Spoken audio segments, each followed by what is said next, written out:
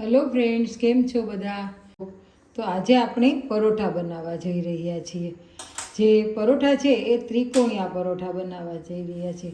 ઘણા પરોઠા બનાવે છે પણ ગોળ બનાવે છે અને ત્રિકોણના બરાબર થતા નથી. તો ઘણીવાર કહેતા હોય કે ત્રિકોણના પરોઠા કેવી રીતે બનાવવા, તો એ હું તમને બતાવું છું.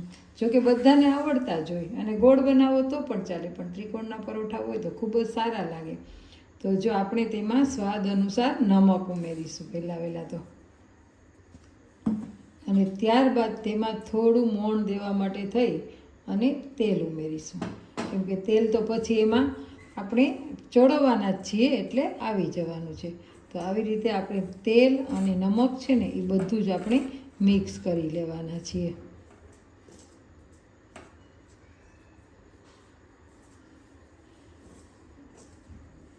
મિક્સ થઈ જાય એટલે આપણે હવે પાણી નાખી અને ધીમે ધીમે લોટ બાંધતા જશું. તો આવી રીતે આપણે થોડું થોડું પાણી નાખી પહેલાં અને મસળતા જશું,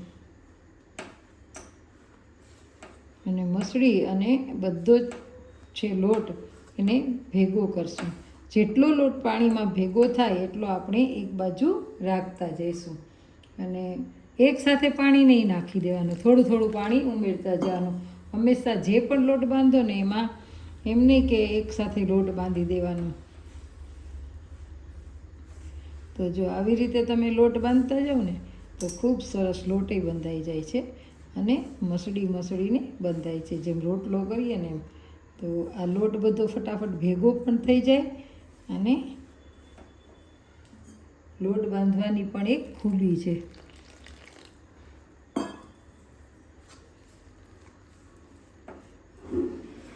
મારો સન છે ને એ ઘણીવાર મને લોટ બાંધી દે, પણ એ લોટ બાંધી દે ને એટલે તમે જુઓ ને તો રોટલી છે ને એ હું જ્યારે બનાવું ને ત્યારે એટલી સરસ ગોળ થાય કે એક સહેજે ફાટે નહીં, અને તમારે જેટલી આછી વણવી હોય ને, જેમ કે રૂમાલ રોટી, એવી રૂમાલ રોટી જેવી થાય કે જે જાણે મેંદાનો લોટ બાંધ્યો હોય ને. પણ મેંદાની રોટલી તમે કરતા જાઓ એ પૂરી કરો તો તે પાછી ખેંચાતી જાય અને નાની બનતી જાય. પણ આ રોટલી તો તમે જેટલી મોટી બનાવો ને એટલી બની શકે, એવો સરસ એ લોટ બાંધે છે.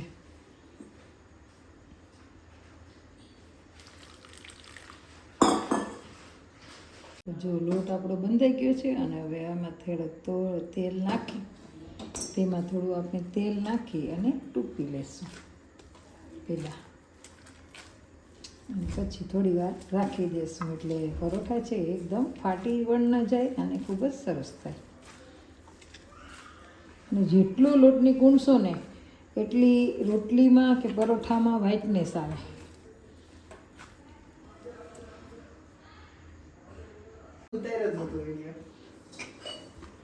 જો આપણો લોટ બંધાઈ ગયો છે, અને લોટને હવે આપણે 5 મિનિટ માટે થઈ અને થોડી વાર રાખી મૂકીશું ઢાંકીને.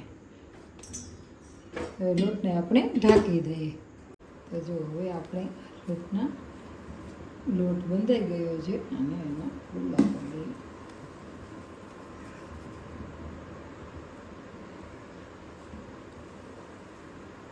તમારે જેવડા જાડા, મોટા, નાના જે સાઈઝના રાખવા હોય એ પ્રમાણે એના ગોરણા કરી લેવા. જો હવે મેં એક ગોરણું લઈ લીધું છે, અને એને થોડુંક આપણે અટામણમાં બોળી દઈશું. એક સેજ જ બોળવાનું છે, અને પછી આપણે તેને વણી લઈશું. એકદમ મોટી પૂરી જેટલું વણવાનું. પૂરી જેટલું વણાઈ જાય એટલે આપણે તેમાં તેલ લગાવી દઈશું.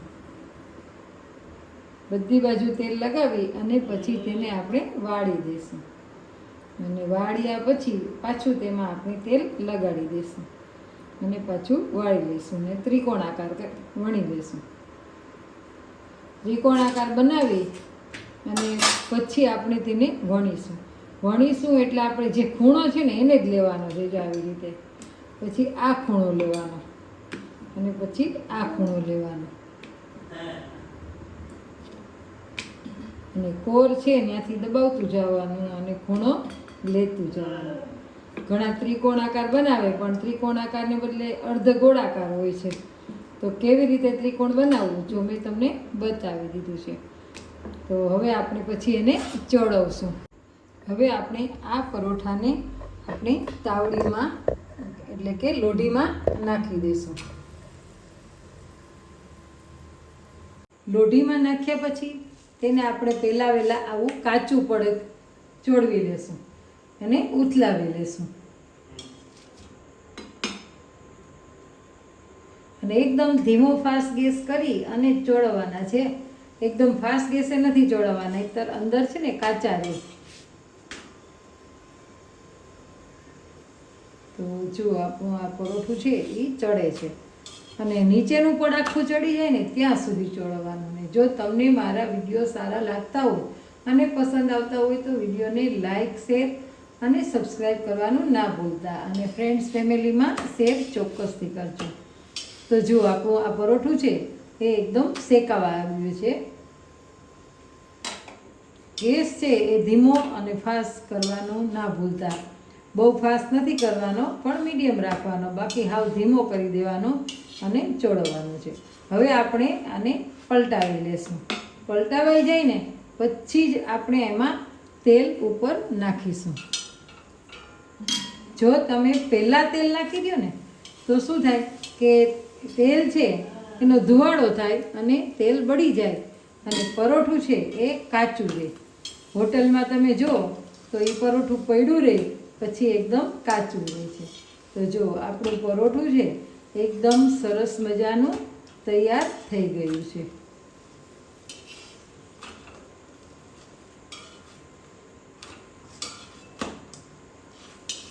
જો થઈ ગયું છે ને પરોઠું એકદમ સરસ મજાનું તૈયાર. તો ચાલો આપણે તેને હવે સર્વ કરી દઈશું ડીશમાં.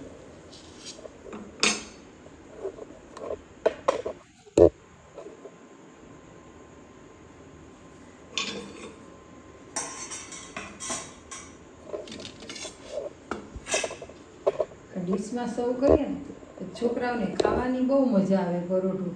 શું ગમે ને કે એના પડ છે ને એ સરસ મજાના ઉથલી જાય છે. આમ 3 પડ થાય. ગરમ છે એટલે હું તમને બતાવું છું ચીપિયા વડે. જો અંદર છે તો કાચું ના રહે પણ આવું સરસ મજાનું પડ થઈ જાય છે તૈયાર. તો પરોઠું છે એકદમ સરસ મજાનું તૈયાર થઈ ગયું છે. અને ચોક્કસથી તમે બનાવજો. અને આ પરોઠામાં તમે ચોળવતા હોય ત્યારે આખું પરોઠું ચોળવી લેવાનું, પછી તેલ એડ કરવાનું. જો તમે પહેલાં તેલ નાખશો ને તો પરોઠું છે એ થોડી વાર પડ્યું રહેશે પછી એ તમને કાચું લાગશે. તો ધીમા અને થોડા મીડિયમ ગેસે ધીમે ધીમે આ પરોઠું છે એ પકાવી લેવાનું છે. તો તમને આ વિડીયો કેવો લાગ્યો એ જરૂરથી કમેન્ટમાં જણાવજો. અને તમે કેવી રીતે પરોઠું બનાવો છો ને તે મને ચોક્કસથી કહેજો. આવજો, ફરી મળીશું નવી રેસીપી સાથે. ત્યાં સુધી બાય.